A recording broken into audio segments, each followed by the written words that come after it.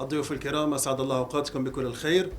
على بركة الله نعلن عن انطلاق المؤتمر الصحفي الخاص باتفاقية مشروع الشبكة الوطنية للتراسل، والذي تم التوقيع عليه قبل قليل. نحن نتعامل مع كل الشركات العاملة في قطاع تقنية المعلومات والاتصالات، سواء كانت من الصين أو من أمريكا أو من أوروبا. نحن اليوم بصدد الاحتفال بتوقيع هذه الاتفاقية مع شركة أمريكية رائدة في مجال تقنية المعلومات وخاصة في مجال تقنية التراسل. سعيدين بهذه الاتفاقية. الاتفاقية تمثل أفق جديد لشركات قطاعات الاتصالات للتعامل مع الشركات الأمريكية العاملة في مجال تقنية المعلومات. الشركات الأمريكية معروفة بأنها تملك أحدث التقنيات وبأنها تنقل المعرفة. نتطلع لعلاقة كبيرة جدا مع شركة إنفينيرا وبقية الشركات الأمريكية الأخرى، ونرحب بكل الشركات العاملة في قطاع الاتصالات وتقنية المعلومات. مساء الخير، شنو جاو. It's very nice to be here with you. There will be discussion about the Infinera contract that was signed today, but this is also an opportunity for me to speak for the first time to Libyan press and to the Libyan public. And I'd like to use this opportunity to say that I'm very pleased to be in Tripoli again after being here in May. At that time, together with Assistant Secretary of State Joey Hood, we emphasized that the United States is extending strong diplomatic support to the progress Libyans have made toward an inclusive, negotiated political solution to the Libyan conflict. The goal of the United States is a stable, unified, and secure Libya, free from foreign interference and capable of maintaining its sovereignty. We continue the work to align international efforts to support this goal.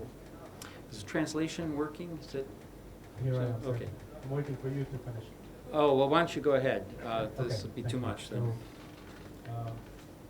إذا في البداية أنا سعيد بتواجدي معكم هنا في طرابلس، ونحن سعداء جدا بتوقيع هذه الاتفاقية التي تؤكد دون شك اهتمام الدولة الأمريكية بالمشاريع والاستثمار داخل ليبيا، خاصة في القطاعات الحيوية مثل قطاع الاتصالات، وأيضا مع شركة إنفينيرا وهي شركة خاصة في أمريكا كذلك، والتي مقرها وادي السيليكون كما تعرفون، والتي وقعت اليوم هذه الاتفاقية مع شركة هاتف ليبيا تحت الشركة الليبية القابضة للاتصالات. It's been an honor to have Prime Minister Dbeibeh here, and I'm going to be rejoining him in a few minutes to continue our conversation. But I want to say that during today's visit, we had the opportunity to confirm that political progress in recent months will bring the promise of a brighter future for Libya. Infinera, a U.S. company, today signed a contract to improve Libya's telecommunications infrastructure, a project that will benefit Libyans and support a more dynamic and competitive economy. This is just one example of the kind of economic cooperation that can create jobs and improve the lives of Libyans. Many countries are looking to partner with Libya in order to help your economy grow. إذا أنا اليوم كما ذكرت سعيد بتواجدي هنا وبحضور سيادة الرئيس عبد الحميد دبيبة رئيس الحكومة، وأيضا السادة من إدارة الشركة الليبية القابضة للاتصالات دكتور فيصل يرقاب، وأيضا نحن نود أن نؤكد على اهتمام كما ذكرت الحكومة الأمريكية وشركة إنفينيرا بهذا المشروع، وأيضا أنهم يولونه أهمية كبيرة جدا، وأن الحكومة الأمريكية ملتزمة بدعم الدولة الليبية خلال الفترة المقبلة في كل وعلى كل الأصعدة، خاصة في جانب التنمية والتطوير. But this growth will only be possible if there's continued stability and political progress towards a lasting solution to the conflict. And that progress is far from complete. بالطبع هناك عدة جوانب في مجالات التنمية متوقفة منذ فترة في ليبيا، ولابد أن نعمل على استمرار التقدم في هذه الجوانب خلال الفترة المقبلة. One thing that most Libyans and outside supporters can agree on is the need for national elections to put in place a fully empowered, lasting democratic government that can unify the country. هناك العديد من الأولويات التي يراها المجتمع الدولي في ليبيا، ولكن الأولوية القصوى ورقم واحد بالنسبة للجميع هي دعم العملية الانتخابية المزمع عقدها نهاية هذا العام، وبالطبع نحن ندفع نحو دعم الحكومة الليبية في هذا الاتجاه. We sense a widespread desire to hold those elections as scheduled in the LPDF roadmap on December 24th. ولاحظنا هناك رغبة واضحة في كل مكان في البلاد نحو عقد هذه الانتخابات في وقتها المحدد مسبقا في 24 من ديسمبر حسب اجتماع لجنة الحوار الوطني وخارطة الطريق المتفق عليها. For this to happen, a constitutional basis and election laws need to be in place. وبالتالي لكي تنجح هذه الانتخابات لابد أن يكون هناك قاعدة دستورية وقانون انتخابات واضح.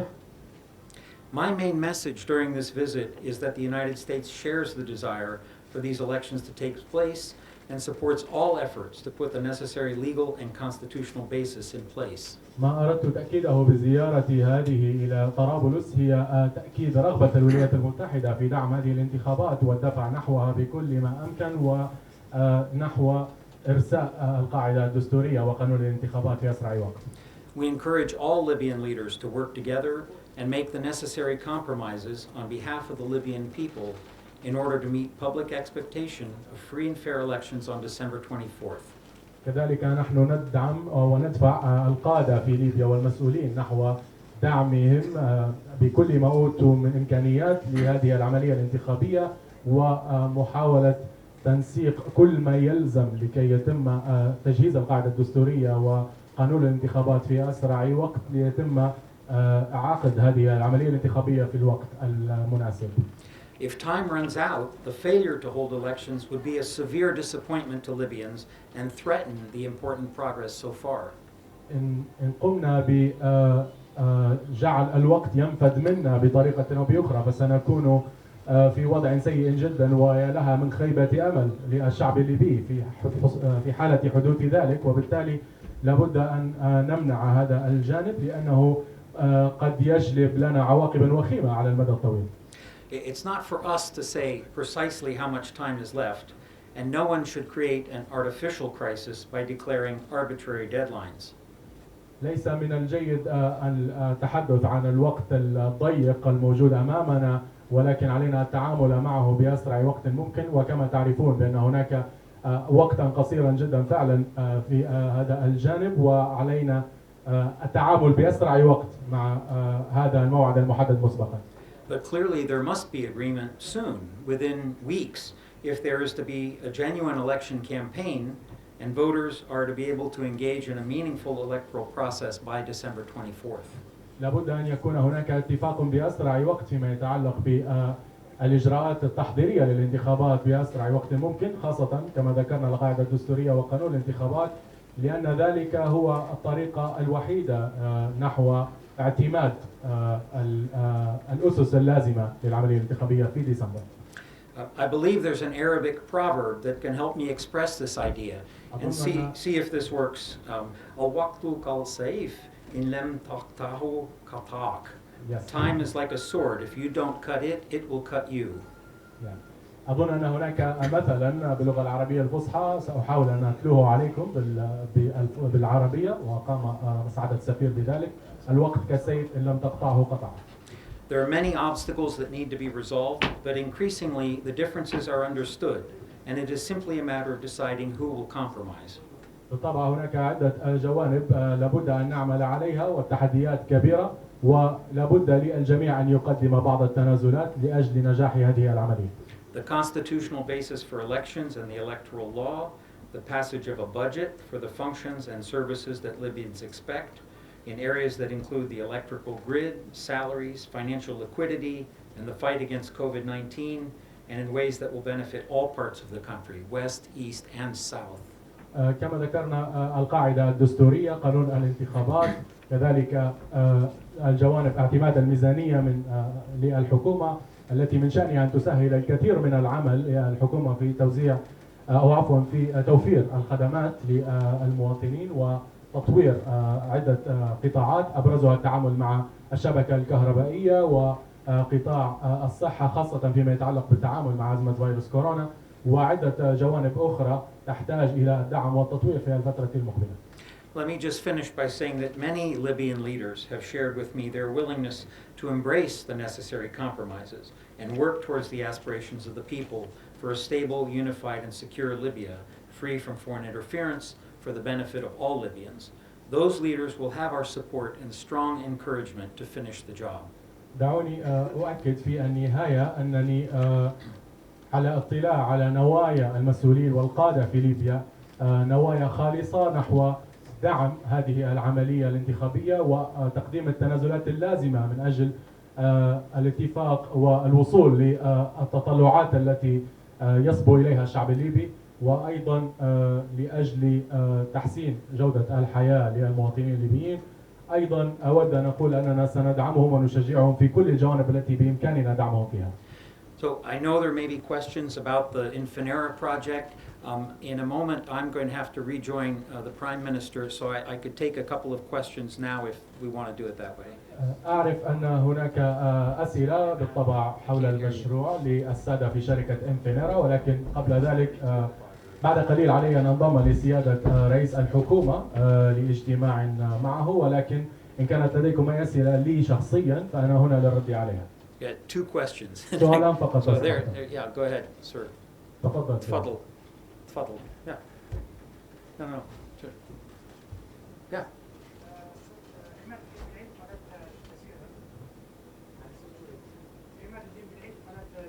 عماد الدين بالعيد from Al Jazeera channel.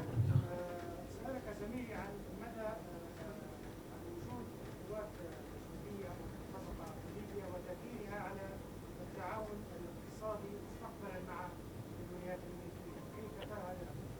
So my colleague asked you about the fact of having mercenary forces inside the country at the moment, or foreign forces. How is that going to affect the bilateral relationship between the U.S. government and the governments of these mercenaries? The economic part of the relationship. Well, look, I think there's one basic point here, is we share the view of all Libyans that there's been enough foreign military intervention, and it's time now to de-escalate the foreign military presence of all sorts. أظن أننا هنا نتشاطر جميعا نفس الفكرة التي الموجودة عند الشعب الليبي، وهي أننا اكتفينا من التدخل الأجنبي في ليبيا، وعلينا أن نحاول تخفيف تصاعده بأسرع وقت ممكن. And we believe it's possible to make some progress on each side with certain elements even before the elections, and we're working with foreign partners to try to make progress in that respect.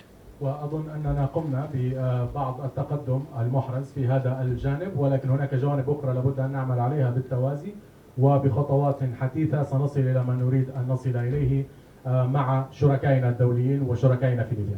And we're simply trying to reflect the will of the Libyan people to regain control of their country.